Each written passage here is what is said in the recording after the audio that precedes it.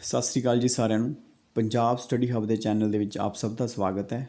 Please ਇਸ ਤੋਂ ਪਹਿਲਾਂ ਮੈਂ ਐਡਵੈਂਟ ਆਫ ਯੂਰੋਪੀਅਨ ਜਿੰਨੀਆਂ ਵੀ ਕੰਪਨੀਆਂ ਆਈਆਂ ਨੇ ਉਹਨਾਂ ਸਾਰਿਆਂ ਦੇ 4 ਪਾਰਟ ਜਿਹੜੇ MCQ ਦੇ ਵਿੱਚ ਆਪਾਂ ਕਵਰ ਕੀਤੇ ਨੇ, ਸਾਰੇ MCQ ਦੇ ਕਵਰ ਕਰ ਲਏ ਨੇ। ਪਲੀਜ਼ ਉਹਦੇ MCQ ਜਾ ਕੇ ਥਿਊਰੀ ਦੇ ਨਾਲ ਤੁਸੀਂ ਕਵਰ ਕਰ ਸਕਦੇ ਹੋ, ਨਾਲੇ MCQ ਹੋ ਜਾਣਗੇ, ਨਾਲੇ ਤੁਹਾਡੀ ਥਿਊਰੀ ਇੱਕ ਟੌਪਿਕ ਕਵਰ ਹੋ ਜਾਊਗਾ। ਇਸ ਦੇ ਵਿੱਚ ਆਪਾਂ ਵੇਖਾਂਗੇ ਵੀ ਇੰਡੀਆ ਦੇ ਵਿੱਚ ਬੰਗਾਲ ਜਿਹੜਾ ਸੀਗਾ, ਇਹ ਬੰਗਾਲ ਜਿੱਤਿਆ ਸੀ ਸਭ ਤੋਂ ਪਹਿਲਾਂ ਬ੍ਰਿਟਿਸ਼ ਨੇ ਕਬਜ਼ਾ ਕੀਤਾ ਸੀ। ਈਸਟ ਇੰਡੀਆ ਕੰਪਨੀ ਦੀ ਲੜਾਈ ਹੋਈ ਸੀ, ਸਭ ਤੋਂ ਪਹਿਲਾਂ ਬੰਗਾਲ ਨੂੰ ਜਿੱਤਿਆ ਸੀ। ਇਸ ਬੰਗਾਲ ਦੇ ਵਿੱਚ ਸ਼ਾਸਨ ਹੁੰਦਾ ਸੀ ਨਵਾਬਾਂ ਦਾ, ਨਵਾਬ ਹੁੰਦੇ ਸੀ ਇੱਥੇ, ਠੀਕ ਹੈ ਜੀ। ਇਹ ਨਵਾਬ ਅਪੋਇੰਟ ਕੀਤੇ ਜਾਂਦੇ ਸੀ ਮੁਗਲ ਦੁਆਰਾ, ਠੀਕ ਹੈ ਜੀ। ਤਾਂ ਮੁਗਲ ਦੁਆਰਾ ਜਿਹੜੇ ਨਵਾਬ ਅਪੋਇੰਟ ਕੀਤੇ ਗਏ ਸੀ ਉਹਨਾਂ ਤੋਂ ਲੈ ਕੇ ਸਾਰੀ ਜਿਹੜੇ ਕੁਐਸਚਨ ਬਣੇ ਹੋਏ ਨੇ, ਅਤੇ ਆਪਾਂ ਇਹ 30-35 ਕੁਐਸਚਨ ਆਪਾਂ ਵੇਖਾਂਗੇ 2 ਵੀਡੀਓ ਦੇ ਵਿੱਚ। ਤਾਂ ਸਭ ਤੋਂ ਪਹਿਲਾ ਕੁਐਸਚਨ ਵੇਖੋ ਜੀ। ਪਲੀਜ਼ ਜੇ ਵੀਡੀਓ ਵਧੀਆ ਲੱਗ ਰਹੀਆਂ ਨੇ ਤਾਂ ਲਾਈਕ ਸ਼ੇਅਰਸ ਜ਼ਰੂਰ ਕਰ ਦਿਆ ਕਰੋ, ਕਿਉਂਕਿ ਇਸ ਨਾਲ ਵੀਡੀਓ ਦੇ ਉੱਪਰ ਆ ਜਾਂਦੀ ਹੈ ਅਤੇ ਤੁਹਾਨੂੰ ਗੂਗਲ ਆਪਣੇ ਆਪ ਜਿਹੜਾ YouTube ਰਿਕਮੈਂਡ ਕਰਨ ਲੱਗ ਜਾਂਦਾ ਹੈ। ਪਲੀਜ਼ ਕਮੈਂਟ ਦੇ ਵਿੱਚ ਵੀ ਜ਼ਰੂਰ ਦੱਸੋ ਕਿ ਆਪਾਂ ਵੀਡੀਓ ਨੂੰ ਹੋਰ ਵਧੀਆ ਕਿਵੇਂ ਬਣਾ ਸਕਦੇ ਹਾਂ। ਅਤੇ ਇਸ ਦੇ ਵਿੱਚ ਦੇਖੋ ਜੀ, which one of the following was the last governor of appointed by the Mughal emperor ਦੇ ਦੁਆਰਾ, ਮੁਗਲ ਬਾਦਸ਼ਾਹ ਦੇ ਦੁਆਰਾ ਸਭ ਤੋਂ ਲਾਸਟ ਗਵਰਨਰ ਕਿਹੜਾ ਅਪੋਇੰਟ ਕੀਤਾ ਗਿਆ ਸੀਗਾ। ਤਾਂ ਯਾਦ ਰੱਖਣਾ ਹੈ ਮੁਰਸ਼ਿਦ ਕੁਲੀ ਖਾਂ ਨੂੰ ਸਭ ਤੋਂ ਪਹਿਲਾਂ ਗਵਰਨਰ ਅਪੋਇੰਟ ਕੀਤਾ ਗਿਆ ਸੀਗਾ, ਮਤਲਬ ਲਾਸਟ ਕਹਿ ਲਓ, ਠੀਕ ਹੈ ਜੀ। ਅਤੇ ਇਸ ਨੂੰ ਅਪੋਇੰਟ ਕੀਤਾ ਗਿਆ ਸੀਗਾ, ਯਾਦ ਰੱਖਿਆ ਜੀ, ਫਾਰੂਕ ਸ਼ਿਆਰ ਦੇ ਦੁਆਰਾ। ਫਾਰੂਕ ਸ਼ਿਆਰ ਰਾਜਾ ਬਣਿਆ ਸੀਗਾ, ਠੀਕ ਹੈ ਜੀ। ਤਾਂ ਇਸ ਦੇ ਬੇਟੇ ਨੂੰ ਜਿਹੜਾ ਅਪੋਇੰਟ ਕਰਿਆ ਇਹ ਸੁਜਾਉਦੀਨ ਸੀਗਾ, ਕਿਉਂਕਿ ਉਸ ਨੂੰ ਮਾਰ ਕੇ ਹੀ ਅਲੀ ਵਰਦੀ ਖਾਂ ਜਿਹੜਾ ਕਿ ਮੇਨ ਗਵਰਨਰ ਬਣੂਗਾ, ਠੀਕ ਹੈ ਜੀ। ਅਤੇ ਸੁਜਾਉਦੀਨ ਜਿਹੜਾ ਸੀ ਇਹ ਛੋਟੇ ਜਿਹੇ ਟਾਈਮ ਵਾਸਤੇ ਬਣੂਗਾ, ਅਤੇ ਉਹਨੂੰ ਮੁਹੰਮਦ ਸ਼ਾਹ ਰੰਗੀਲਾ, ਫਾਰੂਕ ਸ਼ਿਆਰ ਤੋਂ ਬਾਦਸ਼ਾਹ ਬਣਨਾ ਹੈ ਮੁਹੰਮਦ ਸ਼ਾਹ ਰੰਗੀਲਾ, ਠੀਕ ਹੈ, ਉਹਨੇ ਅਪੋਇੰਟ ਕੀਤਾ ਸੀਗਾ। ਤਾਂ ਇਹ ਕੁਐਸਚਨ ਤੁਹਾਡਾ ਆਈ ਹੋਪ ਕਿ ਕਵਰ ਹੋ ਗਿਆ ਸੀਗਾ। ਉਸ ਤੋਂ ਬਾਅਦ ਦੇਖੋ, ਲਾਸਟ ਸੂਬੇਦਾਰ ਆਫ ਦਾ ਬੰਗਾਲ ਹੂ ਅਪੋਇੰਟਡ ਬਾਈ ਦੀ ਮੁਗਲ, ਇਹ ਫਿਰ ਕੁਐਸਚਨ ਰਿਪੀਟ ਹੋ ਗਿਆ, ਮੁਰਸ਼ਿਦ ਕੁਲੀ ਖਾਂ, ਅਤੇ ਇਸ ਨੂੰ ਆਪਾਂ ਨਹੀਂ ਵੇਖਾਂਗੇ। ਉਸ ਤੋਂ ਬਾਅਦ ਦੇਖੋ, ਉਸ ਤੋਂ ਬਾਅਦ which one of the following war begin consolidation of the British supremacy over the India. ਅਤੇ ਆਈ ਹੋਪ ਕਿ ਮੈਂ ਦੱਸ ਰਿਹਾ ਕਿ ਇੰਡੀਆ ਦੇ ਵਿੱਚ ਜਦੋਂ ਇਹ ਕੰਪਨੀ ਇੰਡੀਆ ਦੇ ਵਿੱਚ ਆਉਂਦੀ ਹੈ ਤਾਂ ਬੰਗਾਲ ਦੇ ਵਿੱਚ 2 ਬੈਟਲ ਹੁੰਦੀਆਂ ਨੇ। ਪਹਿਲੀ ਬੈਟਲ ਹੈਗੀ ਸੀ ਜਿਹਦੇ ਵਿੱਚ ਇੱਕ ਧੋਖੇ ਦੀ ਲੜਾਈ ਮੰਨੀ ਜਾਂਦੀ ਹੈ, ਜਿਹਨੂੰ ਆਪਾਂ ਕਹਿੰਦੇ ਬੈਟਲ ਆਫ ਪਲਾਸੀ, ਮਤਲਬ ਕੰਸੋਲੀਡੇਸ਼ਨ ਸਟਾਰਟ ਹੋ ਗਿਆ ਸੀ। ਕੰਸੋਲੀਡੇਸ਼ਨ ਹੁੰਦਾ ਹੈ ਥੋੜ੍ਹਾ ਜਿਹਾ ਲੜਾਈ ਤੋਂ ਪਹਿਲਾਂ, ਜਿਹੜੀ ਮੇਨ ਲੜਾਈ ਲੜਨ ਤੋਂ ਪਹਿਲਾਂ ਤਿਆਰ ਹੋਣਾ, ਕੰਸੋਲੀਡੇਟ ਕਰਨਾ ਆਪਣੇ ਆਪ ਨੂੰ। ਉਸ ਤਰ੍ਹਾਂ ਦੀ ਜਿਹੜੀ ਸ਼ੁਰੂਆਤੀ ਲੜਾਈ, ਸਭ ਤੋਂ ਪਹਿਲੀ ਲੜਾਈ ਲੜੀ ਸੀ ਉਹ ਸੀ ਬੈਟਲ ਆਫ ਪਲਾਸੀ। ਇਹ 1757 ਦੇ ਵਿੱਚ ਐਜ਼ ਇੱਕ ਧੋਖੇ ਦੀ ਲੜਾਈ ਮੰਨੀ ਗਈ ਸੀ, ਕਿਉਂਕਿ ਮੀਰ ਜਾਫਰ ਨੂੰ ਉਹਦੇ ਜਿਹੜਾ ਨਵਾਬ ਸੀ ਬੰਗਾਲ ਦਾ, ਸੈਨਾਪਤੀ ਸੀ ਮੀਰ ਜਾਫਰ, ਇਸ ਨੂੰ ਹਟਾ ਕੇ ਮੀਰ ਮਦਾਨ ਨੂੰ ਲਗਾਇਆ ਗਿਆ ਸੀਗਾ। ਤਾਂ ਇਸ ਧੋਖੇ ਦੀ ਲੜਾਈ ਦੇ ਵਿੱਚ ਇਸ ਨੇ ਸਾਥ ਨਹੀਂ ਦਿੱਤਾ ਸੀ, ਅਤੇ ਸੁਜਾਉਦੌਲਾ ਜਿਹੜਾ ਸੀ ਮੇਨ ਨਵਾਬ ਸੀ ਉਸ ਨੂੰ ਮਰਵਾਤਾ ਸੀਗਾ, ਠੀਕ ਹੈ ਜੀ। ਅਤੇ ਮੀਰ ਜਾਫਰ, ਉਸ ਤੋਂ ਬਾਅਦ ਮੀਰ ਜਾਫਰ ਨਵਾਬ ਬਣਦਾ ਹੈ। ਮੀਰ ਜਾਫਰ ਦੇ ਨਵਾਬ ਬਣਨ ਤੋਂ ਬਾਅਦ ਇੱਕ ਬੰਦਾ ਹੋਰ ਨਵਾਬ ਬਣਦਾ ਜਿਹਦਾ ਨਾਮ ਸੀ ਮੀਰ ਕਾਸਿਮ ਦੇ ਨਾਲ ਹੀ ਸੈਕਿੰਡ ਬੈਟਲ ਹੁੰਦੀ ਹੈ, ਜਿਹਨੂੰ ਆਪਾਂ ਕਹਿੰਦੇ ਹਾਂ ਬੈਟਲ ਆਫ ਪਲਾਸੀ, ਜਿਹਦੇ ਤੋਂ ਪੂਰੀ ਦੁਨੀਆ ਦੇ ਵਿੱਚ, ਪੂਰੀ ਇੰਡੀਆ ਦੇ ਵਿੱਚ ਪਤਾ ਲੱਗ ਗਿਆ ਸੀ ਵੀ ਇੰਡੀਆ ਦੇ ਵਿੱਚ ਇੱਕ ਕੰਪਨੀ ਹੈ ਜਿਹਨੂੰ ਕਦੇ ਹਰਾਇਆ ਨਹੀਂ ਜਾ ਸਕਦਾ, ਜਿਹਨੂੰ ਕਹਿੰਦੇ ਆ ਵੀ ਉਹ ਸੁਪਰਮੇਸੀ ਸਭ ਤੋਂ ਵੱਡੀ ਜਿਹੜੀ ਆ ਉਹ ਕਿਹਦੇ ਵਿੱਚ ਮਿਲਦੀ ਹੈ, ਬੈਟਲ ਆਫ ਬਕਸਰ ਦੇ ਵਿੱਚ। ਬੈਟਲ ਆਫ ਬਕਸਰ ਜਿਹੜੀ ਹੈ 1764 ਦੇ ਵਿੱਚ ਹੋਣੀ ਹੈ, ਉਹਦੇ ਵਿੱਚ ਕੰਪਨੀ ਸਭ ਤੋਂ ਇੰਪੋਰਟੈਂਟ ਬਣ ਜਾਏਗੀ ਇੰਡੀਆ ਦੇ ਵਿੱਚ। ਅਤੇ ਪਹਿਲੀ ਲੜਾਈ ਸਿੰਪਲ ਇੱਕ ਕੰਸੋਲੀਡੇਸ਼ਨ ਵਾਸਤੇ ਲੜੀ ਸੀ, ਠੀਕ ਹੈ ਜੀ, ਉਹ ਸੀ battle of Plassey. I hope ਕਿ ਤੁਹਾਨੂੰ ਇਹ ਦੋਨੇ ਪੁਆਇੰਟ ਸਮਝ ਆ ਗਏ ਹੋਣਗੇ। ਉਸ ਤੋਂ ਬਾਅਦ ਨੈਕਸਟ ਕੁਐਸਚਨ ਆਪਾਂ ਵੇਖਦੇ ਹਾਂ, ਅਤੇ ਇਹ ਮੈਂ ਦੱਸ ਹੀ ਰਿਹਾ ਤੁਹਾਨੂੰ ਇੱਥੇ ਪੜ੍ਹ ਕੇ। ਅਤੇ ਬ੍ਰਿਟਿਸ਼ ਸੁਪਰਮੇਸੀ ਜਿਹੜੀ ਇਸਟੈਬਲਿਸ਼ ਹੋਈ ਸੀ ਉਹ ਬੈਟਲ ਆਫ ਪਲਾਸੀ ਤੋਂ ਪਹਿਲਾਂ ਕਿਹਨੂੰ ਹਰਾਇਆ ਸੀ, ਸਿਰਾਜੁਦੌਲਾ ਨੂੰ। ਅਤੇ ਇਹ ਬੈਟਲ ਆਫ ਪਲਾਸੀ ਲੜੀ ਗਈ ਸੀ 23 ਜੂਨ 1757 ਦੇ ਵਿੱਚ। ਅਤੇ ਲੜੀ ਕਿੰਨੇ ਸੀ, ਰੋਬਰਟ ਕਲਾਈਵ ਨਾਮ ਦਾ ਜਿਹੜਾ ਗਵਰਨਰ ਸੀਗਾ ਬ੍ਰਿਟਿਸ਼ ਦਾ, ਉਹ ਆਇਆ ਸੀ ਇੰਡੀਆ ਦੇ ਵਿੱਚ, ਠੀਕ ਹੈ ਜੀ। ਅਤੇ ਉਸਨੇ ਯਾਦ ਰੱਖਿਆ ਜੀ, ਅਤੇ ਉਹਨੇ ਟਰੀਟੀ ਕਰ ਲਈ ਸੀ, ਮਤਲਬ ਅੰਦਰੂਨੀ ਸਮਝੌਤਾ ਜਿਹੜਾ ਕਰ ਲਿਆ ਸੀ ਯਾਰ ਲਤੀਫ ਖਾਂ, ਰਾਏ ਦੁਰਲਭ, ਠੀਕ ਹੈ ਜੀ, ਇਹਨਾਂ ਨੂੰ ਵੀ ਅੰਦਰੂਨੀ ਖਾਤੇ ਸਮਝੌਤਾ ਕਰ ਲਿਆ ਸੀਗਾ। ਤਾਂ ਇੱਕ ਧੋਖੇ ਦੀ ਲੜਾਈ ਮੰਨੀ ਜਾਂਦੀ ਹੈ, ਇਹ ਤੁਸੀਂ ਯਾਦ ਰੱਖਣੀ ਹੈ। ਉਸ ਤੋਂ ਬਾਅਦ ਆਉਂਦਾ ਹੈ ਕਿ ਸਿਰਾਜੁਦੌਲਾ ਵਾਜ਼ ਡਿਫੀਟਡ bye the Lord Clive in the battle of, ਜਿਹੜਾ ਸਿਰਾਜੁਦੌਲਾ ਨਾਲ ਲੜਾਈ ਲੜੀ ਹੈ ਬ੍ਰਿਟਿਸ਼ ਕੰਪਨੀ ਨੇ, ਉਹ ਸੀ ਜੀ ਬੈਟਲ ਆਫ ਪਲਾਸੀ 1757 ਦੀ ਲੜਾਈ, ਠੀਕ ਹੈ। ਇੱਕ ਧੋਖੇ ਦੀ ਲੜਾਈ ਸੀ ਜਿਸ ਨੂੰ ਸਿਰਫ ਮੀਰ ਜਾਫਰ ਨੇ ਧੋਖੇ ਨਾਲ ਮਰਵਾਉਣਾ ਸੀਗਾ ਸਿਰਾਜੁਦੌਲਾ ਨੂੰ। ਉਸ ਤੋਂ ਬਾਅਦ was the founder of the British empire in India. India ਦੇ ਵਿੱਚ ਬ੍ਰਿਟਿਸ਼ ਨੂੰ ਇੰਨਾ ਮਜ਼ਬੂਤ ਕਰਨ ਵਾਲਾ ਮੇਨ ਫਾਊਂਡਰ ਕਿਹਨੂੰ ਮੰਨਿਆ ਜਾਂਦਾ ਹੈ? ਤਾਂ ਰੋਬਰਟ ਕਲਾਈਵ। ਰੋਬਰਟ ਕਲਾਈਵ ਇੱਕ ਹੀ ਕਲਰਕ ਭਰਤੀ ਹੋਇਆ ਸੀਗਾ ਅਤੇ ਸੋਚ ਕੇ ਦੇਖੋ ਜੀ, ਇੰਡੀਆ ਦਾ ਗਵਰਨਰ ਬਣ ਗਿਆ ਸੀ ਤਾਂ ਸਭ ਤੋਂ ਜ਼ਿਆਦਾ ਪੈਸੇ ਇਹਨੇ ਕਮਾਏ ਸੀ। ਠੀਕ ਹੈ, ਬਾਅਦ ਵਿੱਚ ਇੰਗਲੈਂਡ ਜਾਂਦਾ, ਮੁਕੱਦਮਾ ਵੀ ਚੱਲਦਾ ਹੈ ਅਤੇ ਆਪਣੇ ਆਪ ਦੇ ਵਿੱਚ ਆਤਮ ਹੱਤਿਆ ਕਰ ਲੈਂਦਾ ਹੈ। ਅਤੇ ਇੰਡੀਆ ਦੇ ਵਿੱਚ ਮੇਨ ਕਹਿੰਦੇ ਨੇ ਜਿਹੜਾ ਕੋਲਕਾਤਾ ਸ਼ਹਿਰ ਹੈ, ਜਿਹਨੂੰ ਲੰਡਨ ਆਫ ਈਸਟ ਕਹਿੰਦੇ ਸੀ ਉਸ ਟਾਈਮ ਦੇ ਵਿੱਚ, ਇਸ ਨੂੰ ਇਸਟੈਬਲਿਸ਼ ਕਰਨ ਦੇ ਵਿੱਚ ਸਭ ਤੋਂ ਮੇਨ ਹੱਥ ਜਿਹੜਾ ਸੀ ਰੋਬਰਟ ਕਲਾਈਵ ਦਾ ਸੀ। ਠੀਕ ਹੈ ਜੀ। ਅਤੇ ਉਸ ਤੋਂ ਬਾਅਦ ਇਹ ਤੁਸੀਂ ਵੇਖ ਲਿਆ ਜੀ। ਉਸ ਤੋਂ ਬਾਅਦ ਆਉਂਦਾ ਕਿ who among the following has been called as a heaven of born general.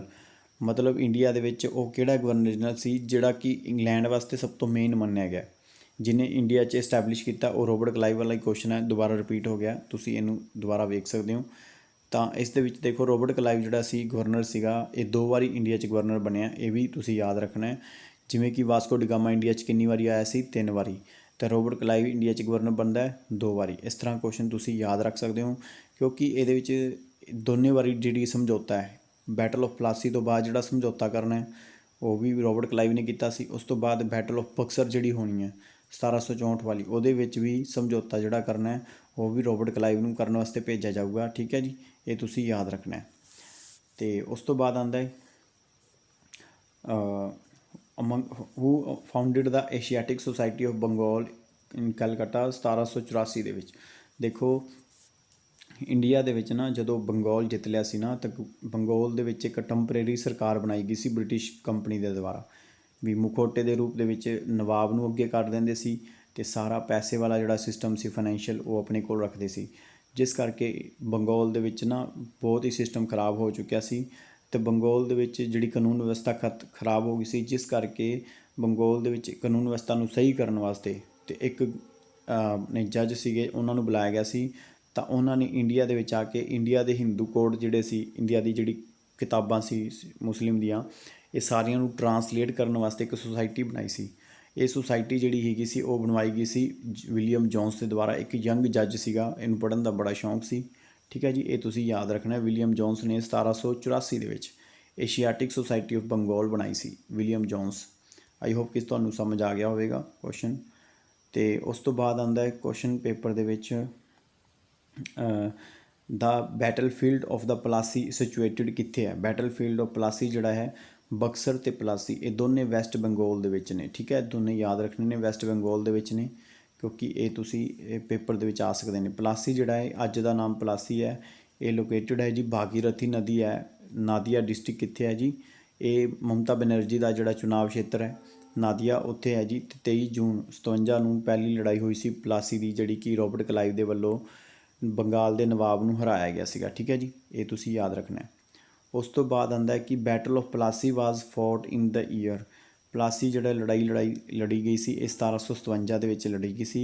1764 ਦੇ ਵਿੱਚ ਕਿਹੜੀ ਸੀ? ਬਕਸਰ ਦੀ ਲੜਾਈ। ਠੀਕ ਹੈ ਜੀ, ਇਹ ਤੁਸੀਂ ਯਾਦ ਰੱਖਣਾ ਹੈ। ਉਸ ਤੋਂ ਬਾਅਦ ਆਉਂਦਾ which of the following shifted his capital from the Murshidabad to Munger. ਤੁਹਾਨੂੰ ਮੈਂ ਦੱਸਿਆ ਸੀਗਾ ਮੀਰ ਜਾਫਰ ਜਿਹੜਾ ਸੀ, ਇਹ ਨਵਾਬ ਬਣਿਆ ਸੀ ਸੁਰਾਜਉੱਦੌਲਾ ਨੂੰ ਜਦੋਂ ਮਰਵਾਇਆ ਸੀ ਪਲਾਸੀ ਦੀ ਲੜਾਈ ਤੋਂ ਬਾਅਦ। ਮੀਰ ਜਾਫਰ ਤੋਂ ਬਾਅਦ ਇਹ ਇੰਨਾ ਕੁ ਤੰਗ ਹੋ ਗਿਆ ਸੀ ਅੰਗਰੇਜ਼ਾਂ ਤੋਂ, ਇਹਨੇ ਆਪਣੀ ਸੱਤਾ ਜਿਹੜੀ ਸੀ ਕਿਹਨੂੰ ਦੇ ਦਿੱਤੀ ਸੀ? ਇਹ ਦੇ ਦਿੱਤੀ ਸੀ ਜੀ ਮੀਰ ਕਾਸਿਮ। ਮੀਰ ਕਾਸਿਮ ਇਹਦਾ ਜਮਾਈ ਸੀਗਾ। ਠੀਕ ਹੈ ਜੀ, ਉਹਨੇ ਸੱਤਾ ਸੰਭਾਲੀ ਤਾਂ ਉਹਨੇ ਕੀ ਕੀਤਾ? ਬ੍ਰਿਟਿਸ਼ ਤੋਂ ਦੂਰੀ ਬਣਾਉਣ ਵਾਸਤੇ ਆਪਣੀ ਰਾਜਧਾਨੀ ਮੁਰਸ਼ਿਦਾਬਾਦ ਤੋਂ ਮੁੰਗੇਰ ਲੈ ਗਿਆ ਸੀਗਾ। ਤਾਂ ਆਹ ਕੁਐਸਚਨ ਦਾ ਆਨਸਰ ਐਵੇਂ ਬਣਦਾ ਹੈ ਕਿ ਇਹਦਾ ਕੀ ਨਾਮ ਸੀਗਾ ਜੀ? ਮੀਰ ਕਾਸਿਮ। ਠੀਕ ਹੈ ਜੀ, ਇਹ ਤੁਸੀਂ ਯਾਦ ਰੱਖ ਲਿਆ ਜੀ। ਉਸ ਤੋਂ ਬਾਅਦ ਆਉਂਦਾ ਜੀ ਉਸ ਤੋਂ ਬਾਅਦ the most decisive battle lead the establishment of the supremacy in India. ਦੇਖੋ ਪਹਿਲੀ ਲੜਾਈ ਤਾਂ ਧੋਖੇ ਦੀ ਲੜਾਈ ਸੀ, ਬੈਟਲ ਆਫ ਪਲਾਸੀ ਜਿਹੜੀ ਸੀ। ਬਾਅਦ ਦੇ ਵਿੱਚ ਇੰਡੀਆ ਦੀ ਸੁਪਰਮੇਸੀ ਜਿਹੜੀ ਹੈ, ਉਹ ਜਿਹੜੀ ਇੰਡੀਆ ਮੋਸਟ ਜਿਹੜੀ ਸੁਪਰਮੇਸੀ ਲੜਾਈ ਹੈ ਇੰਡੀਆ ਦੇ ਵਿੱਚ ਵੀ ਬ੍ਰਿਟਿਸ਼ ਇਸਟੈਬਲਿਸ਼ ਹੋ ਗਏ ਸੀ, ਉਹ ਲੜਾਈ ਸੀ battle of Buxar. Battle of Buxar ਲੜਾਈ ਹੈ 1764 ਦੇ ਵਿੱਚ ਲੜਾਈ ਗਈ ਸੀ, ਇਹ ਯਾਦ ਰੱਖਣਾ ਤੁਸੀਂ। ਇਹਦੇ ਵਿੱਚ 3 ਆਰਮੀ ਨੂੰ ਬ੍ਰਿਟਿਸ਼ ਨੇ ਹਰਾਇਆ ਸੀਗਾ। ਠੀਕ ਹੈ ਜੀ, ਤਾਂ ਇਹ ਆਪਾਂ ਪੜ੍ਹ ਲੈਂਦੇ ਹਾਂ। 22 ਅਕਤੂਬਰ 1764 ਦੇ ਵਿੱਚ ਬ੍ਰਿਟਿਸ਼ ਆਰਮੀ ਨੂੰ ਨੇ ਡਿਫੀਟ ਕੀਤਾ ਸੀ ਮੀਰ ਕਾਸਿਮ ਦੀ ਆਰਮੀ ਨੂੰ। ਨਵਾਬ ਅਵਧ ਦਾ ਜਿਹੜਾ ਨਵਾਬ ਸੀ ਸੁਜਾਉਦੌਲਾ ਅਤੇ ਮੁਗਲ ਬਾਦਸ਼ਾਹ ਸ਼ਾਹ ਆਲਮ, ਤਿੰਨਾਂ ਨੂੰ ਹੈਕਟਰ ਮੁਨਰੋ ਲੀਡ ਕਰ ਰਿਹਾ ਸੀਗਾ। ਬ੍ਰਿਟਿਸ਼ ਕੰਪਨੀ ਨੂੰ, ਤੇ ਇਹ ਤਿੰਨਾਂ ਦੀ ਸੈਨਾ ਨੂੰ ਲੀਡ ਕਰ ਰਿਹਾ ਸੀ ਮੀਰ ਕਾਸਿਮ, ਤੇ ਤਿੰਨੇ ਹਾਰ ਜਾਂਦੇ ਨੇ ਤਿੰਨਾਂ ਦੀ ਸੈਨਾ। ਤੇ ਇਹ ਇਤਿਹਾਸ ਦੇ ਵਿੱਚ ਸਭ ਤੋਂ ਜਿਹੜੀ ਮੇਨ ਬੈਟਲ ਮੰਨੀ ਜਾਂਦੀ ਹੈ ਬਕਸਰ ਦੀ ਲੜਾਈ, ਜਿਸ ਤੋਂ ਬਾਅਦ ਇੰਡੀਆ ਦੇ ਵਿੱਚ ਸਭ ਤੋਂ ਇੰਪੋਰਟੈਂਟ ਜਿਹੜੇ ਕੀ ਹੈ ਬ੍ਰਿਟਿਸ਼ ਬਣ ਗਏ ਸੀਗੇ। ਤੇ ਠੀਕ ਹੈ ਜੀ, ਇਹ ਯਾਦ ਰੱਖ ਲਿਆ ਜੀ ਤੁਸੀਂ। ਉਸ ਤੋਂ ਬਾਅਦ ਆਉਂਦਾ ਜੀ who was the ruler of the Delhi at the time of the British. Buxar ਜਦੋਂ ਲੜਾਈ ਕਰ ਰਹੇ ਸੀ ਤਾਂ ਮੁਗਲ ਬਾਦਸ਼ਾਹ ਕੌਣ ਸੀ? ਤਾਂ ਮੈਂ ਦੱਸਿਆ ਹੈ ਕਿ ਬੇਵਕੂਫ ਬਾਦਸ਼ਾਹ ਸੀ ਇੰਡੀਆ ਦਾ, ਇਹਦੇ ਨਾਲ ਬੜਾ ਵੱਡਾ ਇੰਪੈਕਟ ਪਿਆ ਸੀ ਸਾਡੀ ਇਤਿਹਾਸ ਦੇ ਵਿੱਚ। ਇਹ ਸੀ ਸ਼ਾਹ ਆਲਮ ਟੂ, ਜੋ ਕਿ ਅਵਧ ਦੇ ਨਵਾਬ ਦੇ ਨਾਲ ਮਿਲ ਕੇ ਤੇ ਮੀਰ ਕਾਸਿਮ ਦੇ ਨਾਲ ਮਿਲ ਕੇ ਬੈਟਲ ਆਫ ਬਕਸਰ ਜਿਹੜਾ ਹੈ ਉਹ ਲੜਨ ਵਾਸਤੇ ਜਾਂਦਾ ਹੈ ਤੇ ਹਾਰ ਜਾਂਦਾ। ਉਸ ਤੋਂ ਬਾਅਦ ਇਲਾਹਾਬਾਦ ਦੀ ਟ੍ਰੀਟੀ, ਇਲਾਹਾਬਾਦ ਦਾ ਸਮਝੌਤਾ ਜਿਹੜਾ ਹੈ ਇੱਕ ਤਾਂ ਅਵਧ ਦੇ ਨਵਾਬ ਨਾਲ ਹੁੰਦਾ, ਇੱਕ ਹੁੰਦਾ ਸ਼ਾਹ ਆਲਮ ਦੇ ਨਾਲ। ਠੀਕ ਹੈ ਜੀ, ਉਹ ਆਪਾਂ ਪੜ੍ਹਾਂਗੇ ਅੱਗੇ। Who was the nawab of the Bengal when battle of Buxar was fought. ਜਦੋਂ ਬੰਗਾਲ ਦਾ ਨਵਾਬ ਕੌਣ ਸੀ ਜਦੋਂ ਬੈਟਲ ਆਫ ਬਕਸਰ ਲੜੀ ਜਾ ਰਹੀ ਸੀ? ਤਾਂ ਤੁਹਾਨੂੰ ਯਾਦ ਹੋਵੇਗਾ ਮੀਰ ਕਾਸਿਮ ਨੂੰ ਹਟਾਤਾ ਸੀ, ਜਿਸ ਕਰਕੇ ਹੀ ਇਹ ਭੱਜ ਕੇ ਕਿੱਥੇ ਗਿਆ ਸੀ? ਅਵਧ ਦੇ ਵਿੱਚ। ਤਾਂ ਮੀਰ ਕਾਸਿਮ ਨੂੰ ਹਟਾ ਕੇ ਇਹ ਮੀਰ ਜਾਫਰ ਨੂੰ ਦੁਬਾਰਾ ਬਿਠਾ ਦਿੱਤਾ ਗਿਆ ਸੀ ਨਵਾਬ ਤੇ ਨਵਾਬਸ਼ਿਪ 'ਤੇ, ਕਿਉਂਕਿ ਇਹ ਤੰਗ ਹੋ ਕੇ ਛੱਡ ਗਿਆ ਸੀ ਨਾ, ਕਿ ਬ੍ਰਿਟਿਸ਼ ਬੜੇ ਹੀ ਭੁੱਖੇ ਸੀਗੇ, ਬਾਰ-ਬਾਰ ਮੰਗਦੇ ਸੀ। ਠੀਕ ਹੈ ਜੀ, ਇਹਨਾਂ ਕੋਲੋਂ ਪੈਸੇ ਮੰਗਦੇ ਸੀ, ਜਿਸ ਕਰਕੇ ਇਹਨਾਂ ਨੇ ਬ੍ਰਿਟਿਸ਼ ਨੇ ਮੀਰ ਜਾਫਰ ਨੂੰ ਦੁਬਾਰਾ ਗੱਦੀ 'ਤੇ ਬਿਠਾਤਾ ਸੀ। ਮੀਰ ਕਾਸਿਮ ਨੇ ਕੰਮ ਐਸੇ ਕਰਤੇ ਸੀ ਜਿਸ ਕਰਕੇ ਮੀਰ ਕਾਸਿਮ ਨੂੰ ਹਟਾਉਣਾ ਪੈ ਗਿਆ। ਠੀਕ ਹੈ ਜੀ, ਉਸ ਤੋਂ ਬਾਅਦ battle of Buxar was fort, ਇਹ 22 ਅਕਤੂਬਰ ਯਾਦ ਰੱਖਣਾ ਹੈ। ਇਹ ਪ੍ਰੋਪਰ ਤਰੀਕ PSS ਬੋਰਡ ਦੇ ਵਿੱਚ ਪੁੱਛੀ ਜਾ ਸਕਦੀ ਹੈ। ਤੇ ਹੈਕਟਰ ਮੁਨਰੋ ਜਿਹੜਾ ਸੀ ਉਹ ਲੀਡ ਕਰ ਰਿਹਾ ਸੀ ਬੈਟਲ ਆਫ ਬਕਸਰ ਦੇ ਵਿੱਚ, ਇਹ ਵੀ ਤੁਸੀਂ ਯਾਦ ਰੱਖਣਾ। ਠੀਕ ਹੈ ਜੀ, ਤੇ ਉਸ ਤੋਂ ਬਾਅਦ ਦੇਖੋ out of the following most decisive battle fought by the British East India company ਕਿਹੜੀ ਸੀ? Battle of Buxar. ਫਿਰ ਉਹੀ ਕੁਐਸਚਨ ਸੇਮ ਹੈ ਕਿ ਮੋਸਟ ਡਿਸੀਸਿਵ ਮਤਲਬ ਜਿਹਦੇ ਨਾਲ ਬਹੁਤ ਵੱਡਾ ਇੰਪੈਕਟ ਪਿਆ ਇੰਡੀਆ ਦੇ ਇਤਿਹਾਸ ਦੇ ਵਿੱਚ, ਉਹ ਬੈਟਲ ਆਫ ਬਕਸਰ ਹੀ ਸੀਗਾ। ਠੀਕ ਹੈ ਜੀ, ਇਹ ਤੁਸੀਂ ਯਾਦ ਰੱਖਣਾ। ਉਸ ਤੋਂ ਬਾਅਦ ਆਉਂਦਾ ਹੈ ਕਿ ਇੰਡੀਆ ਦੇ ਵਿੱਚ first decisive military success of the East India company in the India marked by the. ਹੁਣ ਦੇਖੋ ਇੰਗਲੈਂਡ ਦੀ ਜਿਹੜੀ ਮਿਲਟਰੀ ਦੀ ਸਭ ਤੋਂ ਪਹਿਲੀ ਸਕਸੈਸ, ਕਿਉਂਕਿ ਪਹਿਲੀ ਲੜਾਈ ਤਾਂ ਇਹਨਾਂ ਦੀ ਧੋਖੇ ਦੀ ਲੜਾਈ ਸੀ, ਉਹਦੇ ਵਿੱਚ ਸਿਰਫ ਨਵਾਬ ਨੂੰ ਮਾਰਿਆ ਸੀ, ਆਰਮੀ ਦਾ ਕੋਈ ਯੂਜ਼ ਨਹੀਂ ਹੋਇਆ ਸੀ ਇਸ ਦੇ ਵਿੱਚ। ਅਤੇ ਸੈਕਿੰਡ ਲੜਾਈ ਸੀ ਜਿਹਦੇ ਵਿੱਚ ਤਿੰਨ ਦੀ ਆਰਮੀ ਦੇ ਖਿਲਾਫ ਬ੍ਰਿਟਿਸ਼ ਦੀ ਆਰਮੀ ਲੜ ਰਹੀ ਸੀ, ਉਹ ਸੀ ਬੈਟਲ ਆਫ ਬਕਸਰ। ਇਹਦੇ ਵਿੱਚ ਇਹੀ ਦੱਸਿਆ ਗਿਆ, ਅਤੇ ਹੈਕਟਰ ਮੁਨਰੋ ਨੂੰ ਲੀਡ ਕਰ ਰਿਹਾ ਸੀਗਾ। Which among the following is considered to be the most significant battle in the British supremacy. ਬਾਰ-ਬਾਰ ਉਹੀ ਕੁਐਸਚਨ ਆ ਰਿਹਾ, ਤੁਸੀਂ ਯਾਦ ਕਰ ਸਕਦੇ ਹੋ ਇਹਦੇ ਵਿੱਚ। ਉਸ ਤੋਂ ਬਾਅਦ ਆਪਾਂ ਕੋਈ ਇੰਪੋਰਟੈਂਟ ਕੁਐਸਚਨ ਦੇਖੀਏ। With the reference of the Hindu nawab wazir of the Oudh sultanate following statement. ਦੇਖੋ ਔਧ ਸਲਤਨਤ ਜਿਹੜੀ ਸੀ, ਅਵਧ ਦਾ ਨਵਾਬ ਸੀਗਾ, ਇਹਨੇ ਤਾਂ ਮੀਰ ਕਾਸਿਮ ਨੂੰ ਸ਼ਰਨ ਦਿੱਤੀ ਸੀ, ਅਤੇ ਸ਼ਾਹ ਆਲਮ ਵੀ ਉੱਥੇ ਬੈਠਾ ਸੀ। ਤਿੰਨਾਂ ਦਾ ਆਪਸ ਵਿੱਚ ਸਮਝੌਤਾ ਹੁੰਦਾ ਅਤੇ ਬ੍ਰਿਟਿਸ਼ ਨਾਲ ਲੜਨ ਜਾਂਦੇ ਨੇ ਬੈਟਲ ਆਫ ਬਕਸਰ, ਅਤੇ ਬੈਟਲ ਆਫ ਬਕਸਰ ਦੇ ਵਿੱਚ ਹਾਰ ਜਾਂਦੇ ਨੇ। ਉਸ ਤੋਂ ਬਾਅਦ ਕਹਿੰਦੇ ਪਏ ਨੇ ਵੀ ਅਵਧ ਦੇ ਨਾਲ ਕਿਹੜੀਆਂ ਗੱਲਾਂ ਹੋਈਆਂ, ਉਹਦੇ ਸਟੇਟਮੈਂਟ ਤੁਸੀਂ ਦੱਸਣੀ ਹੈ, ਕਿਹੜੀ ਸਟੇਟਮੈਂਟ ਕਰੈਕਟ ਹੈ। ਠੀਕ ਹੈ ਜੀ, ਕਰੈਕਟ ਸਟੇਟਮੈਂਟ ਦੱਸ ਦਿਓ। ਅਤੇ ਰਾਜਾ ਤਿਕੈਤ ਰਾਏ ਵਾਜ਼ ਦਾ ਅਰਥ ਮੰਤਰੀ ਆਫ ਦਾ ਨਵਾਬ ਅਸਫਦੁੱਲਾ। ਠੀਕ ਹੈ ਜੀ, ਇਹ ਤੁਸੀਂ ਦੱਸਣਾ ਇਹਦੇ ਵਿੱਚ। ਠੀਕ ਹੈ ਜੀ, ਅਤੇ ਇਹਦੇ ਵਿੱਚ ਦੇਖੋ ਜੀ ਟਿਕੈਤ ਰਾਏ ਦੁਰਲਭ ਮੰਤਰੀ ਜਿਹੜਾ ਹੁੰਦਾ ਸੀਗਾ, ਇਹ ਕਿੱਥੇ ਦਾ ਸੀਗਾ? ਰਾਏ ਦੁਰਲਭ ਜਿਹੜਾ ਮੰਤਰੀ ਸੀਗਾ, ਮਤਲਬ ਫਾਈਨੈਂਸ ਜਦ ਕਹਿ ਦਈਏ ਮੇਨ ਉੱਥੇ ਦਾ, ਉਹ ਸੀਗਾ ਬੰਗਾਲ ਦੇ ਵਿੱਚ। ਠੀਕ ਹੈ ਜੀ, ਪਰ ਅਵਧ ਦਾ ਜਿਹੜਾ ਮੇਨ ਹੈ ਉਹ ਰਾਜਾ ਟਿਕੈਤ ਰਾਏ ਸੀਗਾ। ਠੀਕ ਹੈ ਜੀ, ਟਿਕੈਤ ਰਾਏ ਸੀਗਾ, ਇਹ ਤੁਸੀਂ ਯਾਦ ਰੱਖਣਾ, ਇਹ ਅਰਥ ਮੰਤਰੀ ਸੀਗਾ। ਇਹ ਗੱਲ ਸਹੀ ਹੈ।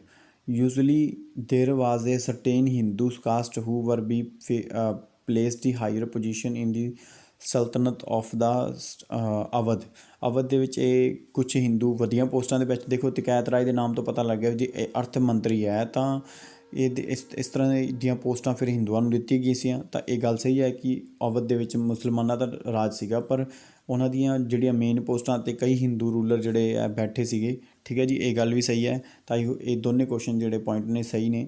ਇਹਦੇ ਵਿੱਚ ਇਹੀ ਪੁੱਛਿਆ ਗਿਆ ਸੀ ਵੀ ਅਵਧ ਦੇ ਨਵਾਬ ਦੇ ਰਾਜ ਦੇ ਵਿੱਚ ਕੀ ਸਿਸਟਮ ਸੀਗਾ, ਇਹ ਉਹਦੇ 'ਤੇ ਕੁਐਸਚਨ ਬਣਿਆ ਸੀਗਾ। ਟਿਕੈਤ ਰਾਏ ਦੇ ਬਾਰੇ ਮੈਂ ਤੁਹਾਨੂੰ ਦੱਸ ਹੀ ਦਿੱਤਾ। ਨੈਕਸਟ ਕੁਐਸਚਨ ਦੇਖੀਏ ਆਪਾਂ, 20 ਤੱਕ ਕਰ ਲਈਏ ਆਪਾਂ ਪੂਰੇ। Which of the following ruler had granted the diwani to the East India company. Diwani ਕੀ ਹੁੰਦਾ ਹੈ? ਦੀਵਾਨੀ ਹੁੰਦਾ ਹੈ ਕਿ ਦੀਵਾਨੀ ਦਾ ਮਤਲਬ ਹੁੰਦਾ ਹੈ ਵੀ ਟੈਕਸ ਇਕੱਠਾ ਕਰਨ ਦਾ ਕੰਮ ਜਿਹੜਾ ਹੈ ਬੰਗਾਲ ਦੇ ਵਿੱਚ, ਕਿਉਂਕਿ ਬੰਗਾਲ ਬੈਟਲ ਆਫ ਬਕਸਰ ਦੇ ਵਿੱਚ ਜਿੱਤ ਲਿਆ ਸੀ ਕਿਹਨਾਂ ਨੇ? ਬ੍ਰਿਟਿਸ਼ ਨੇ। ਤਾਂ ਬ੍ਰਿਟਿਸ਼ ਨੇ ਸਮਝੌਤਾ ਕੀਤਾ ਸੀ ਕਿਹਦੇ ਨਾਲ ਜੀ? ਸ਼ਾਹ ਆਲਮ ਜਿਹੜਾ 2 ਸੀ, ਮੁਗਲ ਬਾਦਸ਼ਾਹ ਸੀ, ਉਹਦੇ ਨਾਲ ਸਮਝੌਤਾ ਕੀਤਾ ਸੀ ਇਲਾਹਾਬਾਦ ਦੀ ਟ੍ਰੀਟੀ। ਰੋਬਰਟ ਕਲਾਈਵ ਨੇ ਕੀਤੀ ਸੀ। ਉਹਦੇ ਵਿੱਚ ਜਿਹੜਾ ਸ਼ਾਹ ਆਲਮ 2 ਸੀ ਇਹਨੇ ਦੀਵਾਨੀ ਰਾਈਟ ਲਿਖ ਕੇ ਦੇ ਦਿੱਤਾ ਸੀ ਕਿਹਦਾ, ਬੰਗਾਲ, ਬਿਹਾਰ, ਉੜੀਸਾ, 3 ਸਟੇਟਾਂ ਦਾ। ਬੰਗਾਲ, ਬਿਹਾਰ, ਉੜੀਸਾ ਦਾ ਜਿਹੜਾ ਲਿਖ ਕੇ ਦਿੱਤਾ ਸੀ ਸ਼ਾਹ ਆਲਮ 2 ਨੇ। ਠੀਕ ਹੈ ਜੀ, ਇਹ ਤੁਸੀਂ ਯਾਦ ਰੱਖ ਲਿਆ ਜੀ। ਇਹ ਲਿਖਿਆ ਹੋਇਆ ਇਲਾਹਾਬਾਦ ਦੀ ਟਰੀਟੀ ਹੋਈ ਸੀ 1765 ਦੇ ਵਿੱਚ। ਸ਼ਾਹ ਆਲਮ ਨੇ ਕੀ ਲਿਖ ਕੇ ਦਿੱਤਾ ਸੀਗਾ, ਇਹ ਸਾਰਾ ਲਿਖ ਕੇ ਦਿੱਤਾ ਸੀਗਾ ਅਤੇ ਬਦਲੇ ਦੇ ਵਿੱਚ 26 ਲੱਖ ਜਿਹੜੀ ਹੈ ਪੈਸਾ ਜਿਹੜਾ ਦੇਣਾ ਸੀਗਾ ਬ੍ਰਿਟਿਸ਼ ਕੰਪਨੀ ਨੇ ਰਾਜੇ ਨੂੰ। ਠੀਕ ਹੈ ਜੀ, ਇਹ ਤੁਸੀਂ ਯਾਦ ਰੱਖਣਾ। ਅਤੇ 53 ਲੱਖ ਰੁਪਏ ਜਿਹੜਾ ਕੀ ਪ੍ਰੋਵਾਈਡ ਕਰੇਗੀ, ਅਤੇ 26 ਲੱਖ ਰੁਪਏ ਸਾਲ ਦੀ ਪੇਮੈਂਟ ਹੋਊਗੀ, ਅਤੇ 53 ਲੱਖ ਰੁਪਏ ਨਿਜ਼ਾਮਤ ਜਿਹੜੀ ਕਿ ਦੇਖ ਰੇਖ ਵਾਲਾ ਕੰਮ ਹੈ। ਅਤੇ ਇਹ ਸਮਝੌਤਾ ਹੋਇਆ ਸੀਗਾ ਕਿਹਦੇ ਨਾਲ ਜੀ, ਸ਼ਾਹ ਆਲਮ ਦਾ ਲਾਰਡ ਕਲਾਈਵ ਦੇ ਨਾਲ। ਠੀਕ ਹੈ ਜੀ, ਇਹ ਤੁਸੀਂ ਯਾਦ ਰੱਖਿਆ ਜੀ।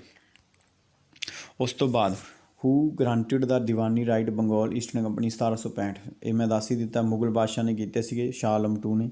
ਇਹ ਹੁਣੇ ਆਪਾਂ ਕੁਐਸਚਨ ਪੜ੍ਹ ਚੁੱਕੇ ਹਾਂ।